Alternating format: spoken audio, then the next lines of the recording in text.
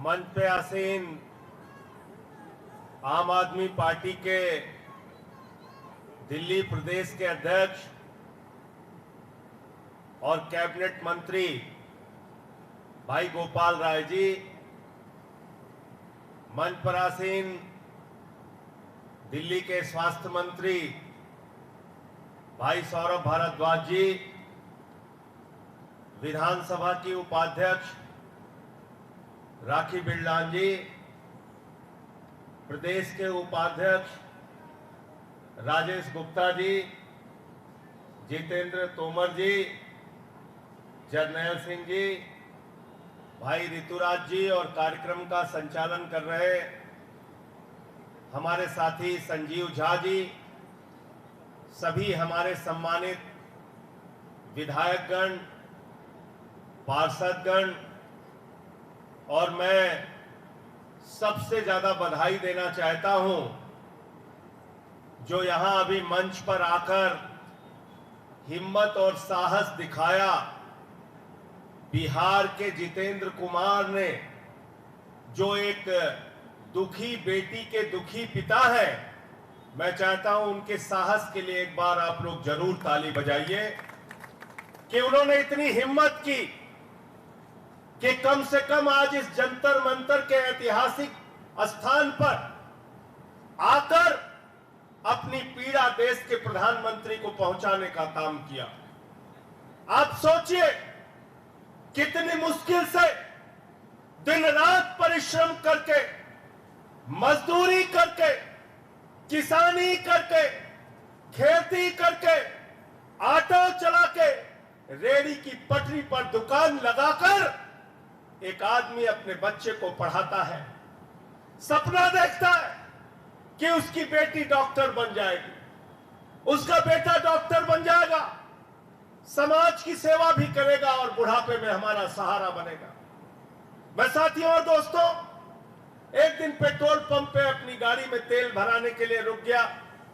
वहां पे petrol pump का कर्मचारी मेरे पास आया और दुखी होकर कहने लगा, मेरी बेटी कहती है, वो वीडियो भी मैंने डाला था, मेरी बेटी कहती है पापा अब हम ये देश छोड़ के चले जाएंगे, कितनी मेहनत करें, कितनी परिश्रम करें, कितना सब कुछ करने के बावजूद ऐसा भ्रष्टाचार होता है, हमको तो उम्मीद नहीं है कि हमारा कभी दाखिला डॉक्टरी में हो पाएगा। ये एक पिता की पीड़ा है, ये एक बाप की पीड़ा है, ये एक कर्मचारी, एक मजदूर की पीड़ा है। आप सोचिए, ये नीट के भ्रष्टाचार को, इसके घोटाले को, इसके पेपर लीक को आप सुनेंगे तो आपके होश उड़ जाएंगे। साथियों, आप मुझे बताइए, 23,33,000 बच्चों ने इस नीट के एग्जाम में अपनी शामिल हुए। वो 23,33,000 बच्चों ने नीट का एग्जाम दिया और वो नीट का एग्जाम देने के पहले उन्होंने कोचिंग किया, परिश्रम किया, मेहनत किया, दिन रात पढ़ाई की, नीट का एग्जाम दिया। पूरे देश में कुल 1 लाख बच्चे प्राइवेट और सरकारी दोनों मिलाकर सेलेक्ट होते हैं डॉक्टरी की पढ़ाई के लिए। और आपको जान के हैरानी होगी, 67 बच्चों का 720 अंक आ गया। ये एग्जाम में घोटाला क्या है जरा समझ लेना। 67 बच्चे एक साथ टॉप कर गए, यानी कि 720 नंबर 1, 2, 3, 4 बच्चों का नहीं, 67 बच्चों का 720 नंबर आ गया। 67 के 67 बच्चे टॉप कर गए।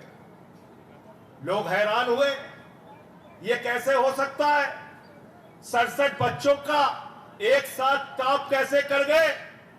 फिर और जांच हुई तो पता चला एक ही कोचिंग सेंटर के 6 बच्चे जिनको 720 अंक मिला, 6 के 6 टॉप कर गए। फिर और पता चला और जानकारी मिली तो गुजरात की एक लड़की है, उसको फिजिक्स में मिला 1 नंबर। मीडिया वाले भी ध्यान से सुन ले, उस लड़की को मिला, उस छात्रा को मिला फिजिक्स के एग्जाम में 1 नंबर। लेकिन नीट के एग्जाम में जो इतना कठिन एग्जाम होता है, इतनी कठिन परीक्षा होती है, उसमें 720 अंक मिल गया। 720 अंक मिल गया। ये नीट का एग्जाम मोदी सरकार का भ्रष्टाचार है। ये नीट का एग्जाम मोदी सरकार के पेपर लीक का घोटाला है। ये नीट का एग्जाम शिक्षा मंत्रालय के अधीन आने वाले एनटीए के अधिकारियों और राज्य सरकारों में जहां जहां बीजेपी की सरकारें हैं, ज्यादातर उन लोगों ने मिलकर इस देश के लाखों बच्चों के साथ, करोड़ों लोगों के साथ, उनकी जिंदगी और उनके भविष्य के साथ खिलवाड़ किया है। इसलिए ये नीट का एग्जाम पूरी तरीके से रद्द होना चाहिए और फिर से एग्जाम कराया जाना चाहिए। ये हम लोगों की मांग है। नीट का एग्जाम पूरी तरीके से रद्द करो। और इसमें घोटाला क्या है आपको मालूम है? ये नीट की परीक्षा का रिजल्ट जो आना था, ये आना था 14 जून को। 14 जून को परीक्षा का रिजल्ट आना था। आया किस दिन आ गया? 4 जून को रिजल्ट आ गया। क्यों रिजल्ट आ गया? क्योंकि ये मीडिया वाले सारे ये लगे रहेंगे, हाँ जी मोदी जी इतने सीट आ गई, ये इतने जीत गए, प्रधानमंत्री बन गए, सुपर प्रधानमंत्री बन गए, ये जीत गए, ये जीत गए, ये जीत गए। भारतीय जनता पार्टी के गुणगान में पूरा देश लगा रहेगा और भाजपाइयों के पेपर लीक की चर्चा नहीं होगी। भाजपा सरकारों के पेपर लीक की चर्चा नहीं होगी। एनटीए के पेपर लीक की चर्चा नहीं होगी।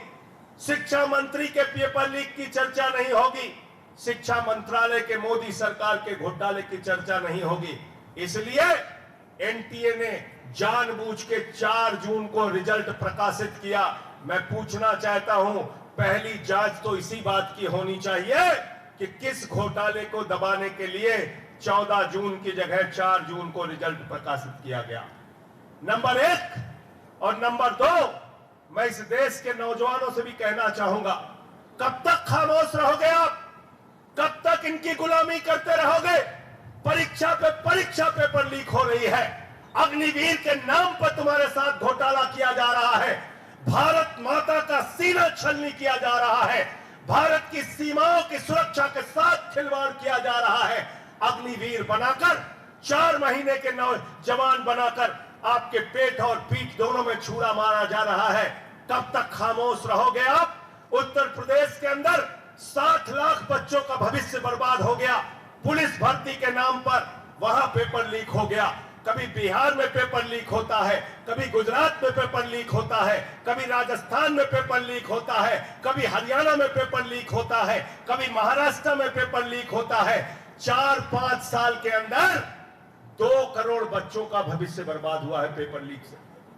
कितने बच्चों का? 2 करोड़ बच्चों का। 2 करोड़ बच्चों का। और अगर 5 आदमी का भी परिवार मान लीजिए तो करीब 10 करोड़ लोग इससे प्रभावित हुए हैं। 10 करोड़ लोग प्रभावित हुए हैं। लेकिन हमारी संवेदनाएं शायद मर गई हैं। हमें शायद गुस्सा नहीं आता। जब भी चुनाव आता है, जाति के नाम पे, धर्म के नाम पे, क्षेत्र के नाम पे, भाषा के नाम पे हमें लड़ाया जाता है, हमारा वोट लिया जाता है, मोदी जी का गुणगान किया जाता है, लेकिन देश के नौजवानों की बात नहीं होती। बेरोजगारी का सवाल नहीं उठता, उनके भविष्य का सवाल नहीं उठता।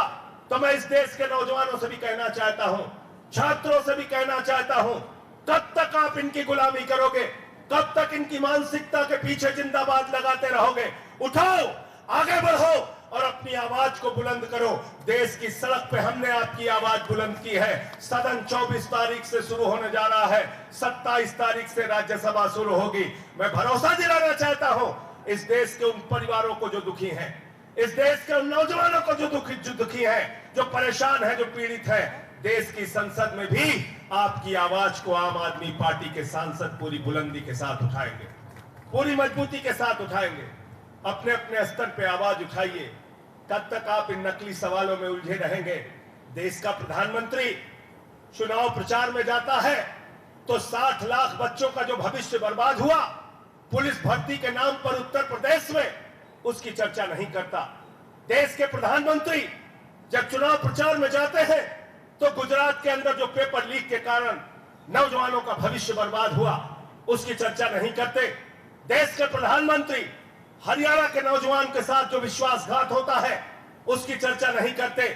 महाराष्ट्र के नौजवान के साथ जो भ्रष्टाचार होता है उसकी चर्चा नहीं करते। देश के प्रधानमंत्री कभी मुगल की बात करते हैं, कभी मुसलमान की बात करते हैं, कभी मटन की बात करते हैं, कभी मछली की बात करते हैं, कभी मंगलसूत्र की बात करते हैं, कभी मुजरा की बात करते हैं। शर्म आती है। भारत के प्रधानमंत्री को नौजवानों की चिंता नहीं है। तुम्हारे अंदर अगर चिंता खत्म हो गई है तो अभी तक तुमको 240 पे पहुंचाया है। इस देश की जनता फिर से तुमको 2 सीटों पर पहुंचाने का काम करेगी। नरेंद्र मोदी जी, चिंता करो नौजवानों की, चिंता करो किसानों की, चिंता करो महंगाई की, चिंता करो बेरोजगारों की, चिंता करो इस देश में किसानों को एमएसपी नहीं मिलती। देश को तुमने बर्बादी की कगार पे पहुंचा दिया और नकली मुद्दों पर देश के लोगों को उलझा कर रखते हो। हमारा ये विरोध है और इस बात के लिए आज हम लोग जंतर मंतर पे इकट्ठा हुए हैं। इसके पहले उत्तर प्रदेश के अलग अलग जिलों में भी हम लोगों ने नीट के सवाल को लेकर आंदोलन किया था। कल पूरे देश का आह्वान किया है। कल पूरे देश में आम आदमी पार्टी नीट के एग्जाम के सवाल को लेकर विरोध प्रदर्शन करेगी। हमारी सीधे तौर पे मांग है कि जिन लोगों ने एनटीए के जिन अधिकारियों ने राज्य सरकारों के साथ मिलकर जहां जहां घपला और घोटाला हुआ है, सबको सिर्फ सजा ही नहीं होनी चाहिए, इनको ऐसी सजा होनी चाहिए कि आने वाली जो पीढ़ियां हैं वो इस बात को याद करें कि नौजवानों के भविष्य के साथ खिलवाड़ करने का नतीजा क्या होता है। इसलिए मैं ज्यादा लंबी बात नहीं करूंगा। मैं आप सबसे अनुरोध करूंगा, अपने माध्यम से आवाज को बुलंद कीजिए और इस सरकार को सबक सिखाने का काम कीजिए। आवाज उठाइए शिक्षा मंत्री के खिलाफ, नरेंद्र मोदी के खिलाफ, एनटीए के खिलाफ, राज्य सरकारों के खिलाफ। जहां जहां भी भ्रष्टाचार हुआ, पेपर लीक हुआ और आपकी जिंदगी के साथ खिलवाड़ हुआ। बहुत बहुत शुक्रिया, बहुत बहुत धन्यवाद।